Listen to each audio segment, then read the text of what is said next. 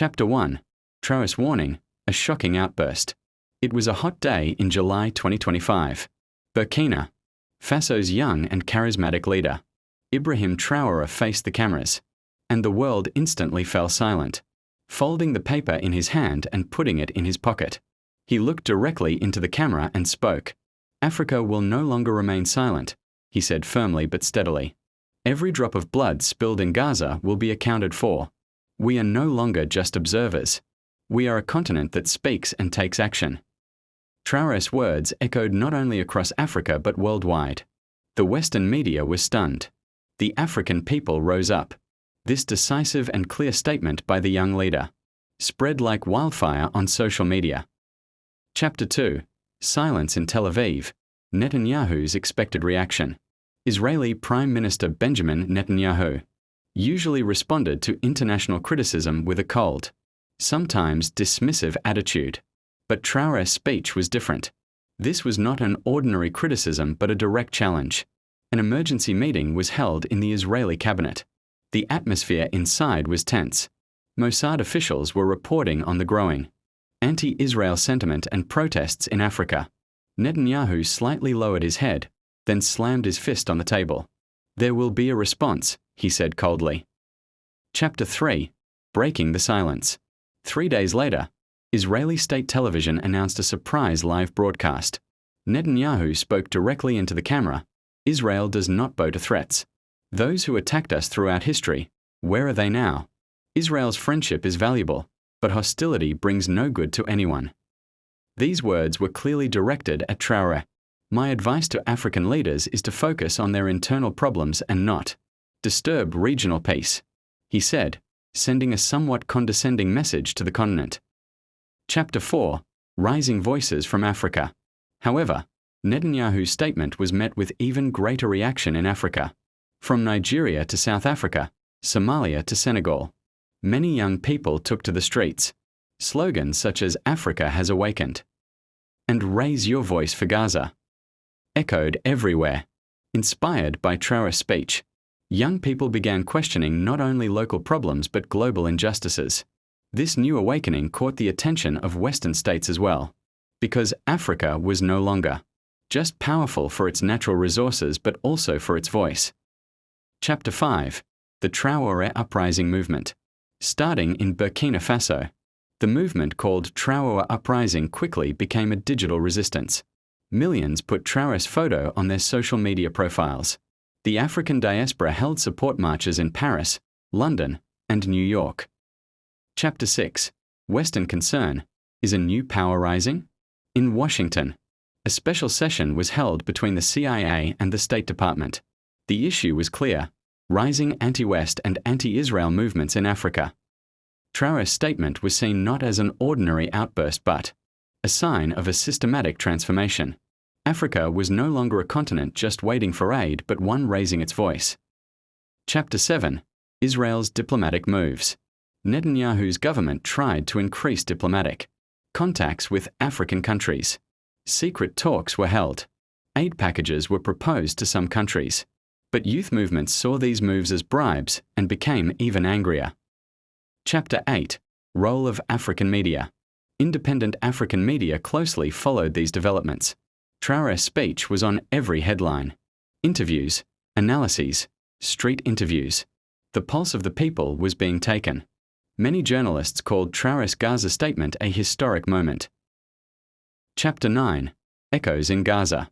In the Gaza Strip, Traoré's speech became a source of hope. Refugee camp children wrote his name on walls. Signs saying "Thank you," Traoré appeared. Palestinians said it was the first time they saw such strong solidarity from Africa. Chapter 10. Traoré's new declaration, no turning back. Traoré made a second speech. "We are not enemies of anyone. But we will not stay silent. Justice is our faith." These words became the slogan of the movement. He was not just a leader but a symbol of a new African spirit. Chapter 11. The Media War. Netanyahu's statement sparked wide reaction in global media. Western media portrayed his words as a diplomatic strategy, while African media saw them as arrogant and condescending, especially in Nigeria, Ghana, and South Africa. Youth movements started organizing on social media with hashtag #AfricUnites trending on Twitter. Millions sent support messages to African leaders against Netanyahu's remarks. CNN, BBC, and France 24 analyzed the crisis as Africa's new confidence. But outlets like Al Jazeera were more blunt. This is no longer just Gaza. This is a war of values. Traoré was fearless in speaking out. We do not live for Western applause. We live for the honor of our people. Chapter 12. Fire in the streets. Thousands of youth took to the streets in Johannesburg, South Africa, holding banners saying, "Africa is not for sale," and chanting, "Rise for Palestine." The protests began peacefully but escalated after police intervention. In Kenya, students started hunger strikes in university campuses in solidarity.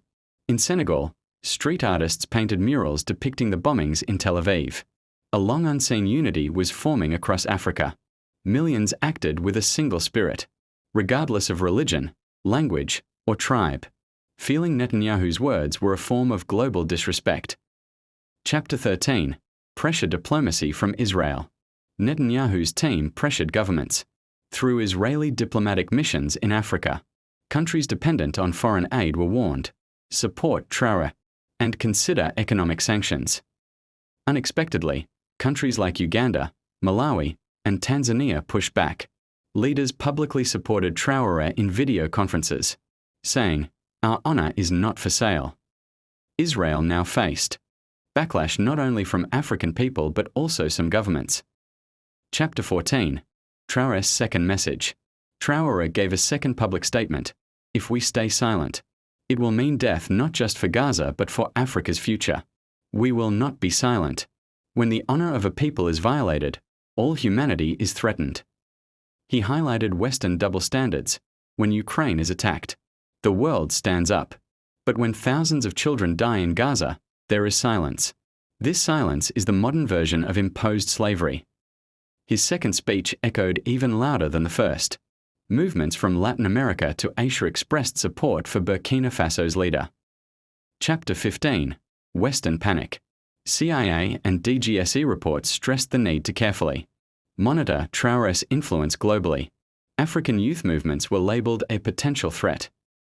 Within the European Union, diplomats debated, these kids no longer believe the Western narrative. Inside Israel, Netanyahu's advisors were divided. Some said, "We should have remained silent." Others said, "We must crush this challenge." Meanwhile, millions of African youth felt a new spirit rising. A new Africa was being born, its heart beating louder. Chapter 16. UN General Assembly, calm before the storm. When the UN General Assembly met in September, all eyes were on Traoré.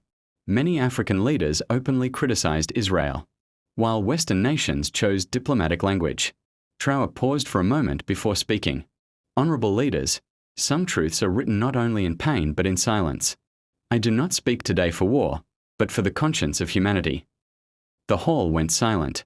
These words were not just for Palestine but a slap for all oppressed peoples. Chapter 17. Netanyahu's UN response. Netanyahu spoke the next day. He did not name Traoré, but indirectly targeted the African resistance. Israel wants peace but must fight double standards. Some leaders try to teach the world without governing their own countries. His words angered African leaders, especially the youth, who saw them as disrespectful. Chapter 18. Youth's digital resistance. Hashtag Traoré Speaks. Millions shared posts under hashtag Traoré Speaks on Twitter, TikTok, and YouTube. Young people reinterpreted Traoré's message in their own languages. It was not a cult of personality but a people's movement. It reflected in music, art, and streets. Chapter 19. A thank you video from Gaza. A young Palestinian shared an emotional video addressed to Traoré. "We have been alone for years. But today, Africa stands with us. You heard our voice. Thank you." The video went viral. It reaffirmed the heartfelt bond between African people and Palestinians. Chapter 20. A new African declaration. The African Union held an extraordinary session and issued the Palestine Solidarity Declaration. The historic text stated, "The peoples of Africa stand with justice, Every drop of blood spilled in Gaza wounds our conscience. Silence is complicity. This declaration changed Western perspectives on Africa. Africa was no longer just a continent rich in resources, but also the conscience of the world. Chapter 21. The Power That Breaks the Silence. While Netanyahu's statements echoed in the global press, the voice resonating in Africa was much deeper. Youth movements began flooding streets from Nigeria to Angola, Rwanda to Mali. Traoré's words were painted on university walls and shared on social media under hashtag #AfricUnites. Yet, a remarkable detail was that some African leaders, pressured by their people, openly began criticizing Israel's Gaza policies for the first time in decades. This marked the breaking of long-standing silence. Israel watched these developments carefully. Netanyahu's advisors were on alert. Chapter 22. A harsh statement from Jerusalem. The second official statement from Netanyahu's office was even harsher than the first. Some African leaders who ignore human rights in their own countries cannot lecture us on morality. The statement said. This was a direct attack on Traoré and caused the diplomatic crisis to worsen. However, this harsh statement backfired. Independent media, especially in South America and Asia, described the move as global arrogance, shaking the West's long-standing moral superiority. Chapter 23. The Uprising of Youth. At Kwame Nkrumah University in Ghana, students organized a massive march holding banners reading "For Gaza, for Africa, for Dignity." Similar protests echoed in Cameroon and Senegal. African youth were no longer concerned only with local issues, but also confronting global injustice. Traoré's words ignited this awakening. Young people cared not just about voting but about being heard on the world stage. Chapter 24. Israel's secret diplomatic moves. While Netanyahu's statements stirred reactions worldwide, a crisis task force was set up in Tel Aviv. The Israeli Foreign Ministry sent secret envoys to African countries to minimize damage. These envoys promised investment in major African economic projects and made quiet deals with some leaders. However, leaks exposed these moves, further damaging Israel's prestige. The issue was no longer just Gaza. African people perceived these diplomatic maneuvers as insults to their dignity. Chapter 25. Tensions at the UN General Assembly. At the UN General Assembly in September, tensions reached a peak. When Traoré took the podium, the hall was packed. Everyone awaited his words. His voice was firm and clear. The time of the silenced is over. The blood spilled in Gaza fed off Africa's silence. But that silence is gone. Africa will defend not only its continent but also humanity's dignity. Applause erupted. While most Western delegates remained silent, Latin American, Asian, and African countries stood applauding. This speech symbolized Africa's new global stance. Chapter 26. A shift in the global axis. Netanyahu's words were dismissive of Traoré's challenge. But this dismissal was perceived as humiliation in Africa. University campuses in Nairobi, Lagos, Dakar, and Addis Ababa filled with banners criticizing Netanyahu's reply, "You cannot silence us. Africa stands. Gaza is our brother."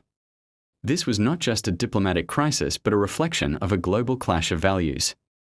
Chapter 27. Pan-African Media Explosion. Young African journalists began analyzing Traoré's speeches and Netanyahu's responses in depth.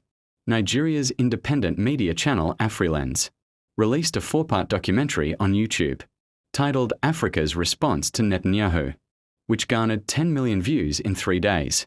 Historians, young activists, and former diplomats featured in the program, all echoing the message, "We are no longer passive." Chapter 28. Silent Panic in the West. Think tanks in Washington, Paris, and London published reports analyzing Africa's new stance, with titles such as "Who is Losing Africa?" and "The New Center of Resistance, the Sahel Belt."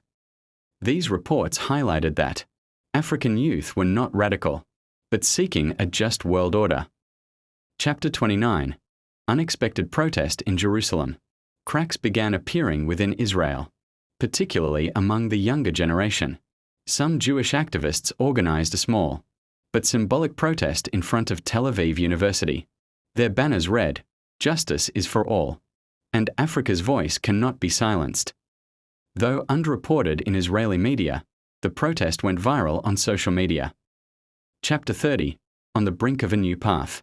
At an international youth forum held in Bamako, Traoré's call resonated. Delegates from over 40 African countries published a joint manifesto titled, "The Voice of the Global South." It emphasized economic independence, cultural dignity, and support for the Palestinian people. At the forum's end, a young participant said, "We rise not just for Africa, but for humanity." Chapter 31. The Ambassadors' Meeting. In the Israeli Foreign Ministry building in Tel Aviv, an extraordinary meeting was held. Netanyahu entered the conference room with a stern expression. The text of Traoré's Gaza speech lay printed on the table. Netanyahu began, "This is not just an African issue. This is a battle of narratives." Scanning the room, he continued, "If we lose this narrative, we lose not only in Gaza but also diplomatically." Traoré's voice became the voice of the silent. But we cannot let that silence be forgotten. Chapter 32. New diplomatic channels. Following this meeting, Netanyahu ordered diplomatic talks with African countries to begin anew.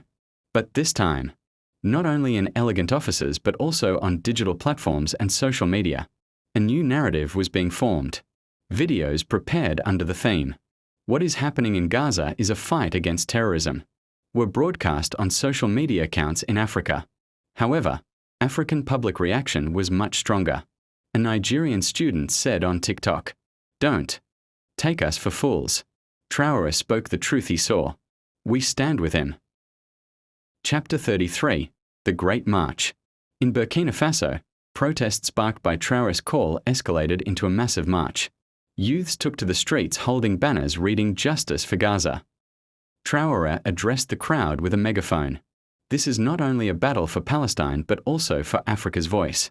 We are human. We have a conscience." The march was shared millions of times on social media and spread throughout the continent with supportive messages from all corners of Africa. Chapter 34. Washington reacts. At the U.S. State Department, Netanyahu's response to Traoré became impossible to ignore. American diplomats were divided. Some supported Netanyahu. Others saw Traoré's voice as the emergence of a new African leadership. When a journalist asked during a press briefing, "Mr. Secretary, how do you evaluate Traoré's statement and Netanyahu's harsh response?" The secretary replied in one sentence, "The world is changing. So is the definition of leadership." Traoré's second message, "We stand for peace. We stand for justice. And as the voice of the South, we will no longer tolerate injustice anywhere in the world. The silence that has shrouded our continent for too long is breaking, and with it rises a new era of dignity and courage." His message went viral worldwide, resonating deeply with millions, inspiring activists, youth, and leaders across continents. Chapter 36. A message of unity from Africa. In the last quarter of 2025, thousands of young African leaders gathered in Dakar for the Africa Youth Summit. Traoré's words had become a manifesto.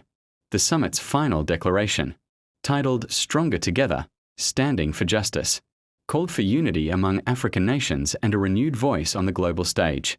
This declaration marked the beginning of a new solidarity movement that caught the attention of international media. Chapter 37. Rising debates within Israel. Netanyahu's firm stance faced growing criticism within Israel. Young Israelis and civil society groups urged for better dialogue with Africa, believing diplomacy would bring peace rather than conflict. Academics launched campaigns under slogans like "Diplomacy brings peace," calling for more inclusive policies. Chapter 38. Global South Solidarity Wave. Support messages poured in from Latin America, Asia, and South Africa. International youth organizations organized joint campaigns and events, symbolizing African-Palestinian solidarity. This movement became a global symbol of moral and political unity. Chapter 39. Western Powers' New Strategy. Western governments realized they could not ignore the rising resistance in Africa. They deployed soft power tools, cultural exchange programs, educational aid, and economic investments aiming to win hearts and minds. Yet African youth remain skeptical, sensing a lack of genuine commitment. Chapter 40. Looking to the future. Under Traoré's leadership, Africa solidified its position as an independent global actor. This new era promised hope not only for Africa but for all who sought justice, equality, and freedom worldwide. Traoré's warning had sparked a powerful awakening that was set to reshape global narratives and power balances.